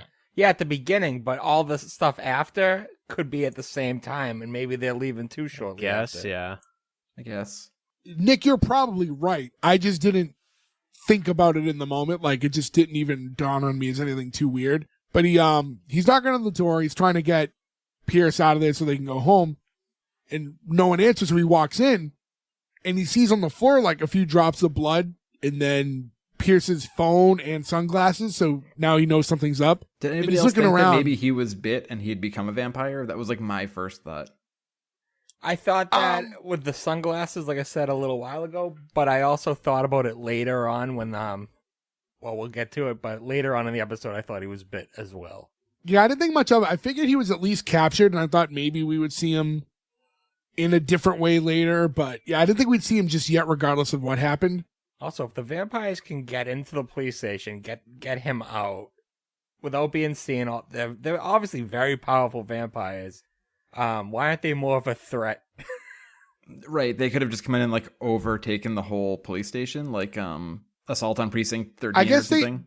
I mean, maybe they didn't want to war on with these cops. I mean, like they run their ring and they just kind of make good money doing what they're doing, and maybe they were just happy in that piece. So trying to go like at war with the police department is probably a much bigger undertaking that like is more risky, and maybe that's not what they want. Like from there, we cut to Stuback now talking to the captain in like probably with the captain's office or something. They're talking about whoever snatched Billy sent this video, and like they left it on Billy's phone, and now they're like going to like look at it, and he's like, "Here, let me show you." He's like, "Oh, there's a naked chicks. Hold on, celebrity nip slips." He's like, "Wow, Billy's got a lot of porn on his phone," and I'm just thinking like, I always think about listen. I was like, did they have Jay's phone? That was my first thought. my phone's not bad, but I don't believe you. No, not for 1 second. I would look. I'm not gonna say my phone's like clean of everything. You know what I mean? Like I wouldn't just like hand it to anyone, let them like, hey, peruse around. But I don't think anyone's 100% okay with their phones, right? Someone's got something hiding. I don't. You can go through on my phone all you want. There's nothing there. Nothing. Yeah, you're gonna see a bunch of silly selfies of me on mine. Ferg selfies are all funny because they're all the same exact angle with his mouth open. They're all the same. If he was like a flip book, you would just see the background change, but Ferg is the same in every photo. There's no way all your phones are 100% clean. There's no fucking way. You have private folders or something, but there's no way. I don't. That's like what am I doing on my phone? Joe on this show a million times has talked about basically treating his dick like a puppet and taking weird photos to send to friends of his. That was years ago, though. That stuff didn't translate over to new phones. Jay, you know why our phones are safe? Incognito mode. Also, yeah, if you're to look up something weird, I'm looking at my screen right now, my camera roll or whatever. I have no hidden folders. You can look at any picture you wanted. You brought up hidden folders. But no, it is. Yeah, I don't know. Something about going through someone else's phone. Like you never know what you're gonna find. I mean, when I worked at Gazelle years and years ago, people would send in their phones, and that was before people knew to like clear your phone out, and like you'd look at every phone, and you'd always find pictures on it. Oh, back when the quality wasn't even that good yet. Oh, the pictures were terrible because it was, this is well before. I mean, I think it may have been like iPhone 1. So like, it was people's like flip phones, but like you'd still find stuff all the time. Like people would like my job wasn't to go through phones. My job was to like unload the trucks, but like the entire room would stop with somebody like, it'd be like when Janine hits the fucking bell at the beginning of Ghostbusters, like, we got one. Like if somebody found one, they would lose their minds. Somehow in this zombie vampire show, his phone being unlocked is the least believable thing. I mean, I imagine we know his code is just 6969, right? Like that's obviously. We accused Gordon of that, and then he like very seriously went, "No, it's not." And then I was like, "Oh, maybe it is." He was really quick to jump in and let you know that it wasn't his code. I've had to change mine, but mine was 6969, and the only reason I had to change it is because one time my mom was looking for something on my phone. She was like, "What's your code?" And I had to sadly just go 6969 and have her just put her head down and do it. It was like, we're gonna go with a different 4-digit now. I'm just saying, let me unlock it for you. I don't want to tell anyone my code. That sounds like a smarter move I should have done. Yeah. Instead of hanging my head in shame at my poor mom. Meanwhile, while all this is going on and they're about to look at the phone, you see just Kirsten, like in the background, like through the window, like just in a gigantic fight with a zombie at her desk. Yeah. Zombie just comes in. Where is he from? Yeah, that's where did the zombie enter from? What is the story of said zombie? He just walked in looking for a fight. I will say, it's an odd move to be like, I want to fight today. It's a very Gordo before Gordo stopped drinking move to walk into a police station and start a fight. It cuts over to back to them watching the video. Basically, Joe's being told that he has to go meet them like in a certain area, can't have any backup with them, can't bring any weapons, things of that nature. He still wants to have the backup, but the captain's telling him like, I can't go out there. Like, what if something happens as a result of that? The place they're talking about going to is Griffith Park as well, which is like a hugely famous park in Los Angeles. Like they have the giant observatory there. You've seen like a million movies. It's like the observatory from Rebel Without a Cause. But there's a giant tunnel in the park as well, and that's where they shot the entire scene on the train in Throw Mama from the Train. So I was going to jokingly say that. Ow! When she's hanging upside down going, ow! That's where they have to go fight the vampires. And that makes me like this scene so fucking much. You don't have a cousin, Larry. R.I.P. Mama Fratelli. R.I.P. Mama Fratelli. Oh, the world was too good for us at a time we were kids. So, camera cuts. Now we're back at North Hollywood, and we see John and Carla again. And they're just in the car, and he's like, hey, guess what I rented last night? A big fat Greek wedding. She's like, what'd you think? He's like, not for me. I've never seen it. I've never seen it either. Never saw it. I know it was a very popular movie. I never saw it, though. I watched it. We were in school still and on a field trip, and they played it on that. Okay, that makes sense. I was going to say, otherwise... That is where like I saw it for the first time and then watched the sequels. The sequels are like recent, right? There's multiple sequels? I only knew about one. There's one sequel, and then a modern sequel came out recently, which I haven't seen. So I should have said I saw the sequel, and I will watch the other one. My Big Fat Greek Wedding 3 came out last year. Okay. The first one was 2002. While they're talking, they get a call over the radio. They're driving in the squad car. I don't know if I mentioned that. There's a report of a 111 in progress at Wheatley's Donuts. The camera guy who's like in the back seat with them is like, what's a 111? Like, oh, slow walker zombie. The fresh ones like move pretty well, but when they've been dead for too long, we call that a 111. John's pretty excited. He's like, oh, nice. He's like, I go for a bear claw right now. I do appreciate that they're doing it at a donut shop, which is a obviously very cop trope. But when she calls him out on it, he's like, it's the one stereotype about cops I'm not mad about. Like, that's fair, right? For like... And I feel like if it's just a donut shop, the odds of a bear claw are not in your favor, right? No, I think that's pretty specific type of, like, that type of donut shop, yeah. Yeah, this feels like a standalone donut shop, though. Like, the kind of place where, like, the murder happens at the end of Boogie Nights. Like, a late-night donut shop that makes stuff to, like, fresh still because people are getting it all night from, like, people who are working late or whatever. I think they have, like, a wide variety. I don't know if that should exist anymore, though. Again, I think a lot of those places kind of got killed by COVID. If there's not a killed, few. I mean, there's still... their hours get killed, yeah. Like, people aren't getting donuts at 2 a.m. anymore. You're just going to go home, I guess. But that place smells just like Muffin Town in Winthrop. Yeah, no one else knows what I'm Metallica. talking about. Yeah, I was going to say, super regional. That's why I did it. Well, I'll say this too, like with donuts nowadays, it seems like it's less like the old mom and pop donut, like fresh donut shop, and now it's all about that like artisanal, like really, we make really cool Overpriced, donuts. same shit. Yeah. It's that place Voodoo in Portland. They like changed the whole thing. Everyone's like, I need my donut to be made out of 7 kinds of cereal, and like, it's just like, I just want a bacon donut. I don't like What's the one, Joe? I mean, you're not too far from Portland, Maine. What's that Holy Donut? I think Holy is maybe donut, the one there's up one there. close to here. Yeah, they make a lot of gluten-free ones too. I was gonna which say is nice. they do. They make like a really good amount of gluten free ones. Oh, last time I was What's there. the famous one in Providence that our friend always gets? PV Donuts.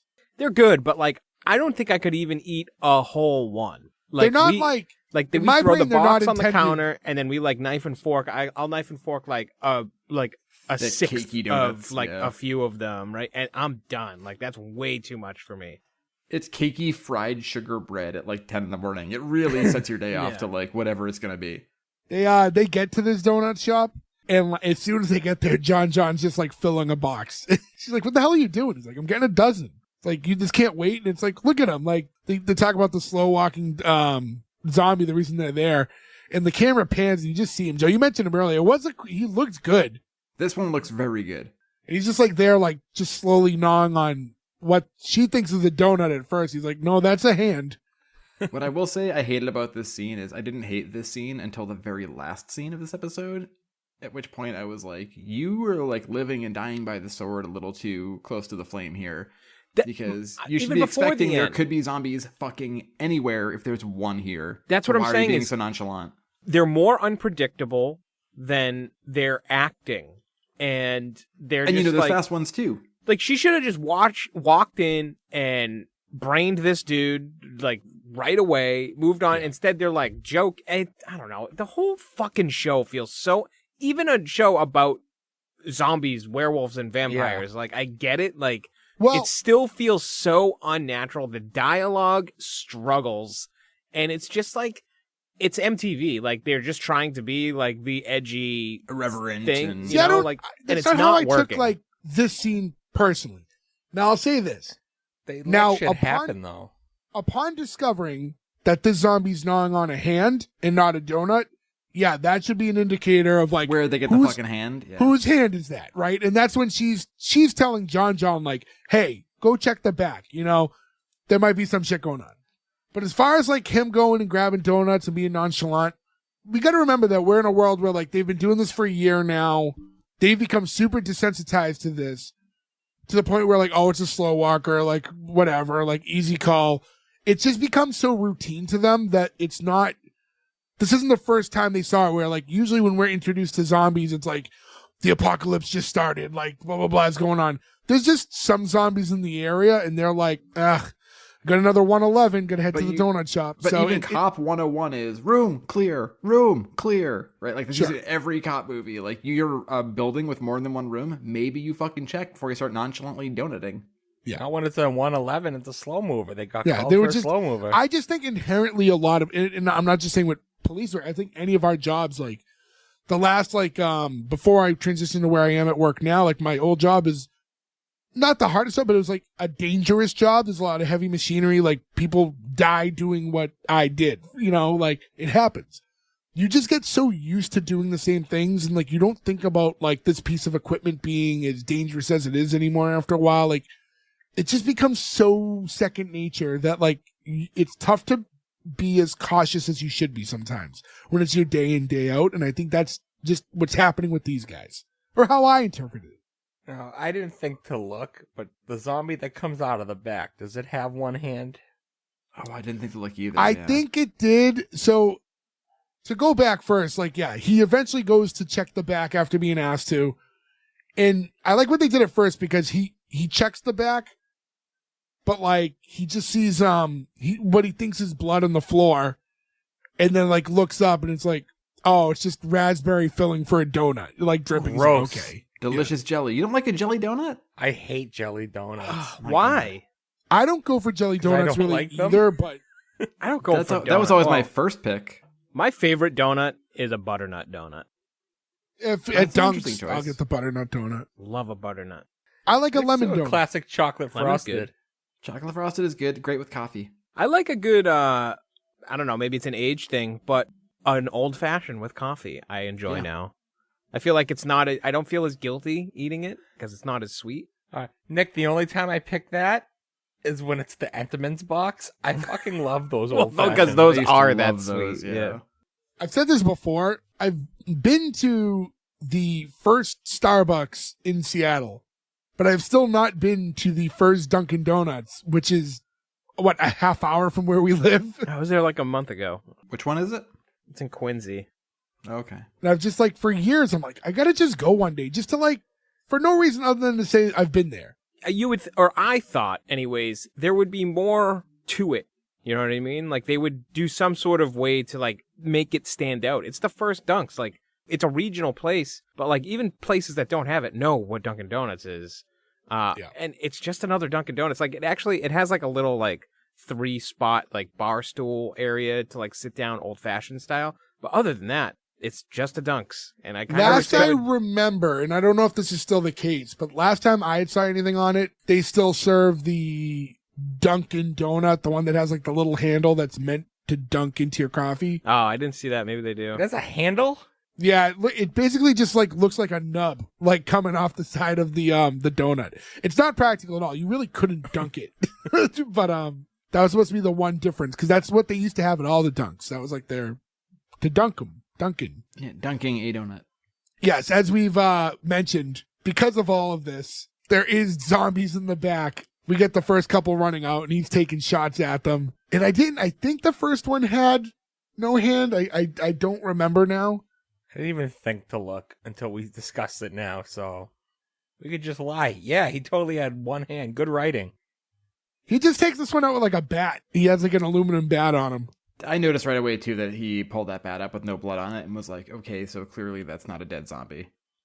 Which also, Yeah. how bad are you at baseball bats? If you hit somebody in the head with a bat, you should pull blood back from their skull, probably on the second hit, I'd imagine. It's because he didn't use a Jose Canseco bat, right, Jay? I got one now, like it's about 5 feet to my left. It is possible that a Two. zombie doesn't have blood in him. But these are fresh zombies. Fresh zombies. He was moving fast. They're right. Because this is the one who's like a victim of, the Slow being walker. bitten. Yeah. Also, like, you really have to, like, that's like a genetic lottery thing, or it's like, if you're killed by the slow walker zombie, you probably, like, maybe you're not supposed to, like, keep going. And then we cut back to Stubeck, who's driving out to that field, and he's meeting up with whoever made the video. When he gets out there, he runs into like the vampire boss guy. They have a little bit of dialogue. His two like henchmen guys also walk up, and now they're like patting down Stubeck to make sure he doesn't have any weapons on him or anything like that. And he asks him, "Where's Mateo?" He's like, "I'm sorry. Are we here to exchange?" He's like, "The body." He's like, "You don't get Billy until we get the body." He's like, "All right, you could have just asked me." He's like, "I did ask you." He's like, "Yeah, kind of, but you didn't understand what you're saying." So he's like, "The body." He's like, "Okay, absolutely." So then I thought that that exchange, the way it was portrayed at least, was pretty good. Because Joe is funny. His timing is funny. Yeah. This dude wrote on like Key and Peele. He's like a funny dude. So like it makes sense to me that he's the one person on this that like translates. I will say Vampire Boss though. We were talking about old MTV and I mentioned Pauly Shore. He was an Encino Man. Oh, nice. Nice. So that also has references to the Slurpee as well, right? Wheezing the juice. Is he the guy who's like, she's right, she's not worth it? He might And be. she gets slapped? Yeah. That's when they're at the Spanish club? I think it might be, yeah. It's been a while since I've seen it. I usually just watch Son-in-Law over and over again. Biodome is always my Pauly go-to. I mean, it's a Encino good Man's one. my I think favorite. Son-in-Law's better, though.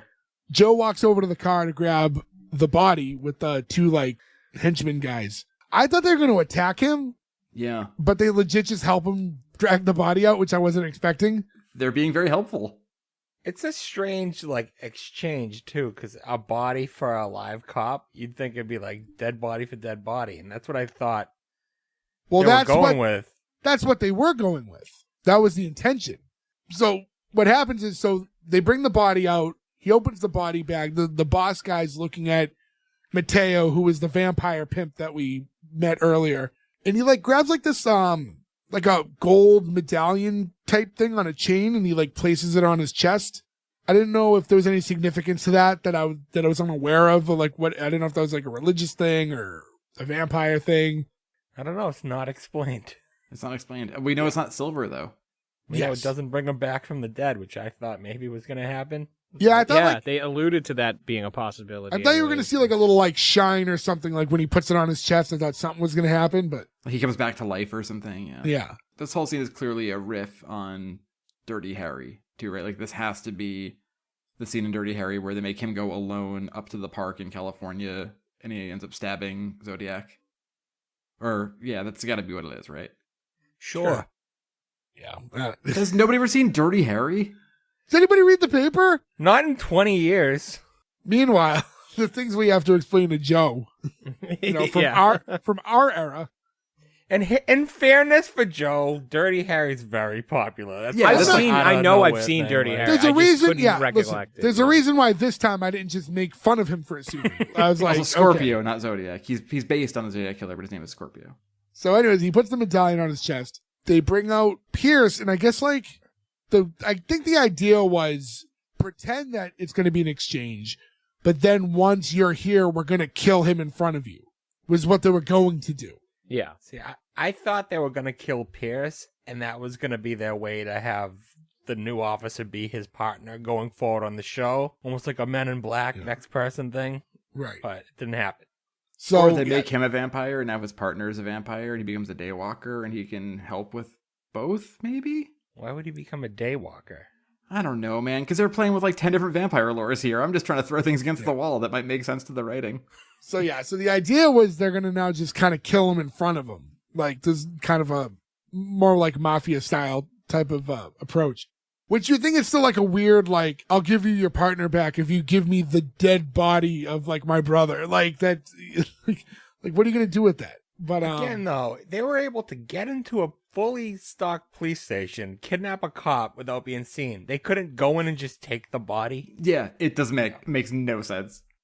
So regardless, he was convinced that was like the situation, and right as they're about to kill Pierce, that's when Joe reaches into the body bag and grabs a gun that was like on Mateo, which I guess like It was I'm in assuming Mateo. was what? Oh, It was inside of him. Oh, I didn't Yeah. catch that. Yeah, he put the gun inside of his body, Which is inside of smart. the hole. Yeah. Which is smart. And then he like shoots one guy and was able to ward off everyone else with the gun afterwards. And then eventually like also has all these lights rigged to his car. So as soon as like they move back a little bit from the gun, he turns all the lights on in his car, which makes everyone like run off. That was like And a this big is thing in when the I'm like- 80s too. People would always have those lights on their trucks with like those KC like caps on them, you know? So it's a combination of that and like the Blues Brothers car is what it looks like. Well, it just goes back to a while ago. I'd said this in the episode that we would get to the scene, and we see Joe as an idiot this whole time. And now it's like, to be that calculating, to be like, okay, I can't have a weapon. They're going to search me. I'll hide a weapon in the body. I'm going to put all these lights in the car. Like, this was like very crafty, well thought out work that I did not expect from this character. It's a good thing for him that they didn't just drag the body away the second they got it. Or is that classic movie trope bullshit though too of like a real person's not gonna like beat you and kill you in front of your friend. They're just gonna fucking shoot you and leave. Like it doesn't Yeah. make any sense. If The those evil cops- villain never just shoots. Like, it's always commented on. The if the vampire monologue. was just like, we're gonna kill you now, bud. Sorry, bang. That's all they needed to do. Like, why set yourself up for this? If I ever become an evil villain, I'm gonna try to remember this rule. Yeah, don't monologue. They don't care. Why monologue to someone you're gonna kill? It makes no sense. And then, James Bond would have died a long time ago. If James bad guys Bond did a would have been- monologue. Well, if you go on the theory that there is not one James Bond, there are multiple people who they give the name of James Bond to, then it does make sense. Do Well, you I don't follow go with lore? that theory. I don't follow that theory, no. But I'm just saying if you do, that if you subscribe to that, you can at least say that like they do all get killed and it's just like the next guy becomes a new James Bond. Sean Before I wanna- Connery and Daniel Craig are the same person. I don't want to get into too much of a tangent. I want this to be quick because I want to finish this episode out. But since it's coming up, Joe, do you subscribe to the theory that Sean Connery's character in The Rock is 007? I don't, but I fucking love that theory. And I do like the idea of it, but of course not, no. James would never do that. Yeah. Well, and then if you guys are curious, go on YouTube. There's some videos explaining it. It's a fun watch. I But, will say I'd like to think James Bond wouldn't do that because he wouldn't be dumb enough to go to see something as boring as a Led Zeppelin concert to get himself in trouble. I'm scorching So- earth tonight, boys. I'm scorching earth. Fuck Led Zeppelin. Stubeck's dragging Pierce over to the car now that he got him, somewhat into safety. And Nick, we got a fart joke. Does this work for you here? Eh. The first thing we hear from Pierce after all of this is, Jesus, dude, you let one rip before you got out? He's like, dead vampire, Billy. Dead vampire. And again, he saves the he is so funny and so good in this and so charismatic that he rises above a terrible fart joke. See, He's the one shining thing. I've said a couple times is they always, in this show, they go a little too far and don't let the joke just work. This is when they should have gone too far and Yeah, had him maybe lean a on the little camera. more, yeah. I did fart. Yeah, if he was like, dead vampire Billy, also I farted. Like, yeah, you could actually make that joke. Yeah, that would have been way funny. Yeah, dead vampire, but yeah, also I farted. That would have been way better. It would have just been like, I didn't know that dead vampires smell like Choco Tacos. Yeah, they As would the have Choco ruined it Taco that would have way, come yeah. to life and been like, chase them around the car. But they had already hit their Choco Taco quota. Yeah. Now we go back to the donut shop, and John's still looking like at that back room. These two other zombies now run out from the back room and start fighting the two officers. So now there's this big fight scene between the two of them and the two officers. And I'm kind of thinking like, why are you guys fist fighting them? Shoot them in the fucking, like, why would you ever risk getting scratched or You something by these have guys? guns, and if they bite you, Yeah. you become a zombie. So just fucking shoot them. It Now- really So pisses simple. me off how they refuse to use their guns because, spoiler alert, somebody gets bit. Her gun is focused on them. She could have stopped that, and she Yeah, I doesn't. think I think that Carla just did not like Sound Guy Bob, whatever his name is, and was just like, They fucking needed let to it make go. him a little more obnoxious and have their relationship be a little more contentious, and then I would believe that. I know he had his couple of annoying scenes, but not enough I was pretty to let annoyed him by get him, bit. but yeah. Yeah, but he's just yeah. scared about living in a scary world. That's not someone that you're just like, fucking let him go. I'm trying to remember this too. Usually in zombie lore, can just a scratch from a zombie also zombify, or does it have to be a bite? Depends on the movie. Yeah, Yeah. it depends because like if But you mainly like, it's bite, though. yeah, like especially in like The Walking Dead, like No, the Walking Dead, you have it no matter what. If you die, you become a zombie. It's the bite actually just kills you, and then you become a zombie. That's true, actually. Yeah, okay, I forgot that's how that worked there. So remember when Shane dies, he gets shot and still comes back as a zombie. That's when they Yeah. discover that. Spoiler alert, by the way. If you haven't seen The Walking Dead now,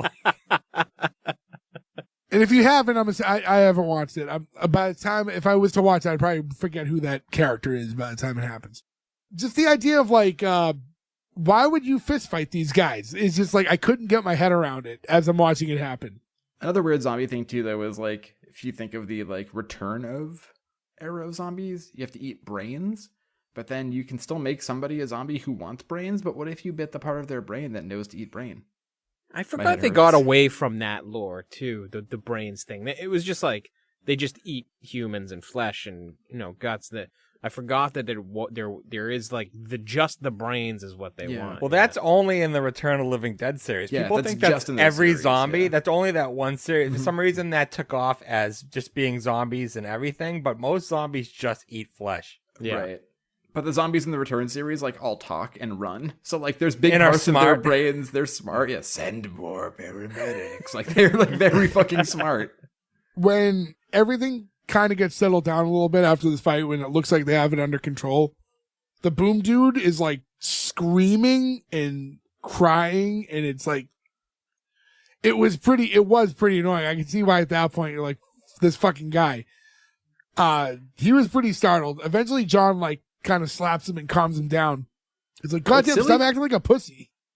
What's silly for this dude is, like, did you just move to the San Fernando Valley? Because you should be aware, if there are enough zombies, werewolves, and Draculas and vampires to be around that you have to have a specific police force to kill them, then, like, you should also be well aware they exist, and you signed up for a gig for that specific police force? You shouldn't be so thrown off when you see one. You should be like, oh shit, here they are. You shouldn't be like, oh god, oh god. I apologize for not looking it up, but was that sound guy from anything? He looked familiar to me. I did look him up. He looked like a knockoff. Fucking what's his name? Oh shit. John Aston. I can see that, yeah. but- I looked him up. He just had like 10 TV one-shots, not a ton of stuff. So everything's calm now. They get him to be a little calmer. And a second later, one of the zombies jumps up from behind the counter and like instantly just grabs him and bites his arm. And This then, part, this is what I'm telling you, set she this. let him do that. This is what set this show over the edge for me because, okay, up until this point, and Jay, not to take your job from you here, but he freaks out and he's like, "Oh no, they bit me," I think actually the cop is like, "Oh, you got bit," and he's like, "Well, what does that mean?" And they just brain the guy with a bat and kill him. They go, "You're done," and they kill the sound guy with a baseball bat. And On TV. up until this point, they know that zombies exist. We know that they've been around for a year. There's a reasonable expectation that there is at least some sort of like trauma response you can have if you're there right when the bite happens, right? In movies and shows, they do it too. You could cut off the arm, whatever. Cut off the arm, yeah. This cop doesn't give a fuck and just hits this guy in the head with a baseball bat and kills him on TV like some sociopath. And I just can't, like, these characters have no, Empathy? not even, no, the character, it's not even that. There's no uniformity to them. Like, they don't stay in any kind of lane, like, individually, especially this one character. It's just like, I don't know, like, the development of the characters is Yeah. just non-existent. I understand. Well, yes, it did seem like they were a lot quicker to shoot him than it was to shoot the zombie itself. the zombie that bit the sound guy, it was very out of nowhere. There wasn't a lot of time for response. They eventually get him off and kill him, but he did bite him like pretty instantly, so I get that. And then I guess as far as the sound guy goes, what are you going to do at that point? You know he's about to turn into like a fast-moving zombie, so you know what you do? You lie to him and you say, hey man, it's okay, like we'll take care of you, we give a cure for it, like let's go. And then when he walks away, you shoot him in the back of the head. You don't torture him and tell him you're going to execute him. I would say for two people that have guns, I don't know why you have to use the bat. That too, yes. Like the bat seems a little extreme. It's so fucking I think dumb. the mistake the show makes is having it only been a year since zombies first like appeared. It should have been like 10 years, so you can make the argument they're desensitized to it. They don't. I'll kill this guy who we've just been talking to. But it's been a year. I don't think he wouldn't care about shooting a guy he spent this entire night with, talked to, and all that. Well, you're the enemy now. Another human. You just murdered like another human being who didn't do anything wrong, and he's just even like, if they said like 2 years ago, because I feel like that 1 year timeline is pretty short. Too short. I will say this too, though. We know that he sucks at killing zombies with a baseball bat. So why does he not use the gun? It's like you're just gonna get the guy's gonna come jumping out with half a head now. Like, dude, you suck at this. That guy sucks at his job. Is it possible that he's not dead? Maybe next episode we get something, and it's just like, I have one arm. I guess it's possible, but I don't think this show is that creative. They knocked him out so they could cut his arm off and he wouldn't feel it. Something like that. I doubt it because they're not that smart, but yeah, maybe. After that, I thought that was like the logical end of the episode, but I'm glad it wasn't because I think this scene is the best part of the whole the episode. Scene was but funny. It makes no sense to be here. They should have just found a way to inject it in the middle, right? Like they just. But yeah, so here it's just like we go back and we see Joe's character, and it's like a routine traffic stop, and we see also that his character is credited as Traffic Stop Werewolf, which I think is my favorite character credit I've seen in a very long time. That's fucking great. So it is a werewolf, as Joe just said, and the whole thing with the werewolf I like is that it's not that he's doing anything wrong. It's just, hey man, you know you're a werewolf. You're supposed to be home at a certain time. He's like, I'm sorry, I was at the. And it looks like he's like he's changing, so he keeps like stopping. Mid-change. He sounds like he has to like shit real bad most of the time, but he's like, he's like, I was at the library and I was waiting for a computer. I just lost track of time. And then he hits him with the look over there, and the cop falls for it. He just takes. Look over there working is so funny. And again, that's why I think Joe's character is so good. And he chases him and loses him. He's like, if they run away, we just let him go. I wish the whole show was like this. It would be like Zombie Reno 911. Exactly, I think that's what the show should have been. You fucking it's nailed exactly it. what it should have been, yeah. Yep. We've seen it done right. Like we compared it earlier to like Wellington Paranormal, which I think was more in line with how this show was. And 7 years later is when that one came out. And I think they kind of found their edging a little bit better with that. Or even What We Do in the Shadows, that type of humor. Yeah, because there's a lot of werewolf stuff in We Do in the Shadows, and there's like scenes where it's like them at night chaining themselves to trees so they won't go out in werewolf. You know what I mean? Like, which seems like the sort of level of humor we're going for here. Yeah, I mean, I don't feel like it was too off the mark. I think there are a lot of areas for improvement, and I think that there is an inherent MTV stink that's on this show. Oh, it reeks. Yeah. Yeah. And I think that I would attribute some of those problems to that. Like we've seen that in a lot of shows, right? The bar's low on MTV, right? Like you don't need to be anything special. MTV dramas are pretty good. Like their Scream show was pretty good. I never really watched any of it. Yeah, I wouldn't call it a drama. It's like a horror, but I feel like my point stands. Like you don't have to. There's not much competition to get on that network. You know what I mean? Like even if you're just like halfway decent, like they'll put something up there, whatever. But then this one like this died right away, right? Yeah, this was only a one season show. Yeah. When the werewolf did run off, by the way, though, and he's trying to chase after him, and he's just like, yeah, you're free to go. Yeah. If they can run like that, we let them go. Like, as if they have a choice. I did think it was funny. And you mentioned it before. I think the guy who plays Joe on the show is he's pretty funny. At first, it seemed a little over the top. He's the best character on the show. For sure. When you see the nuances, at first it seemed a little too generic, but when you just kind of see the nuances too, like a lot of the bits he does, He's pretty solid. I think, Nick, when you said Reno 911, if this show was Joe is like the main sort of character, and you had characters like the werewolf, that was like Yeah, Nick it'd be like Swartzen's Terry rollerblading, and- or Nick Swartzen's character in Reno Yeah, 911. Terry, like he just shows yeah. up every once in a while, and you have to like go after him. Like that's a better show, 1,000%. Yeah, I think if they cut it down so instead of having two main stories going side by side, if it was just the one to leave up a little extra room for the bits, I think that could have helped a lot. Yeah, I think I said at the beginning, I really liked the vampire story. I didn't like the zombie story. Yeah.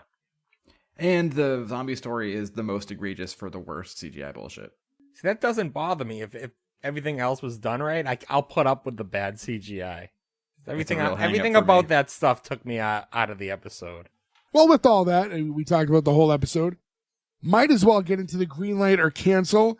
Gordo's not here in the event of a tie. His scoring will be added, and you'll see that reflected on our social medias. Again, S1E1 pod is where you'll see that on, whether it be Instagram or X or anything like that. So, Greenlight this. maybe I bet you he does. time will tell. Time We'll will see tell. when he gets Go- back from paradise. Go to S1E1 pod to find out. Yeah, Gordo's currently away. He wanted to find a country where he could eat flamingo meat. So anyways, He said it was very gamey, in case yeah. anybody's looking. I don't know what order. Ferg, starting with you. You never start. Yeah, it's gonna be a cancel for me. If it was just the vampires, I probably would have greenlit it. I didn't enjoy the show overall. I think it had a good cast, and I think it had potential, but fact is, we saw the show done right already. So I don't know if that's influencing me, but I can't help that. It just didn't work. It looked really low budget. The jokes just all ran a little too long to the fact that they were funny and then not funny. Cast gets an A for effort, and it was a good cast. It just didn't hit the mark. Cancel. Nick. I agree about the cast. I liked it for the most part. I didn't like everybody. But I think it bugs me because this concept has potential if it were done the right way, on the right network, with the right guidance. And it just didn't have any of those things. It missed a lot of like just fundamentals of, I think, storytelling, and not only storytelling, but just we discussed the lore of these things multiple times. And we discussed that there's multiple paths you can go with these lores because they're different depending on who's doing it. And I feel like they still fucked it up. Like, they didn't tell us anything. We got no prior knowledge or information about why things are happening, things they've learned in the past year, with exception to like a couple small things like the slow movers and things like that. We didn't get any werewolf action besides that last part. I just think they could have done a lot of things much, much better. And I can see why this lasted only one season. I'm actually surprised that this one went a full season. I am curious to see if they actually did kill the Boom guy. So maybe I'll watch the next episode and check that out. But aside from that, no, this is a very easy cancel. They fucked this one up pretty good. Joe. Look, I try not to judge things at face value the wrong way sometimes, but what it was like an MTV show from the guy who from Powerman 5000 as a cops, and so I was like, fuck no, I fucking know I'm gonna hate this. And I was surprised at how much of it I did enjoy, but I still stand by if this was just a buddy TV show with Joe and Traffic Stop Werewolf, it would have been amazing. Some of the cast you said is good. I totally agree with that. I just think this is fucking the CGI. I just fucking hate this shit. I'm out. No, it's a cancel. It's funny. This is the second time this spooky dookie where, without knowing Gordo's score yet, but as far as the recording goes, I'm the one green light. Like I said, this show stinks of MTV, which I didn't like, and I thought there was a lot of areas that needed improving. And by no means do I think it's a perfect show. By no means. But I got a couple laughs out of it, and it was enough where I'm like, okay, I'll see what the next episode holds. For this season, when I'm like looking to consume content that's like seasonal appropriate, like for Halloween time, I wouldn't mind sitting and watching a few I episodes. might hate watch a couple episodes. So I'm kind of curious to see where it goes from here. I I fully expected this to be like the show I hated the most when we were planning out this month out of the 5. And I didn't mind it that much. Yeah, I mean, again, I'm not going to pretend it's a great show by any means, but it's enough for me to want to watch a little bit more and see what happens. So it's going to be a green light for me. Sorry to Death Valley, but, my colleagues here agree with the MTV network and they do not want to see any more of you. So, only 1 out of 4 so far, so that's not enough. You're getting the cancel regardless of Gordo's score. I want to thank all of you guys for listening. This is our 4th, week for the unofficially named Spooky Dookie month. So we have one more next week, and then we go on to November. So I want to thank all of you guys for listening again. Go to S1E1pod.com. That's where you can find all the links to all our social media. Everywhere you can follow us. Hit us up on social media. Like I say all the time, you can go on X, you can go on Instagram, shoot us a message. We get a lot from you guys, so we do appreciate that. We respond to everything. Keep them coming. Hit us up. It's really cool to talk to you guys, find out how you found us and stuff like that. So that's it. I want to thank you guys again for listening. Catch you again next week. Goodbye. I think we got the best fucking paper.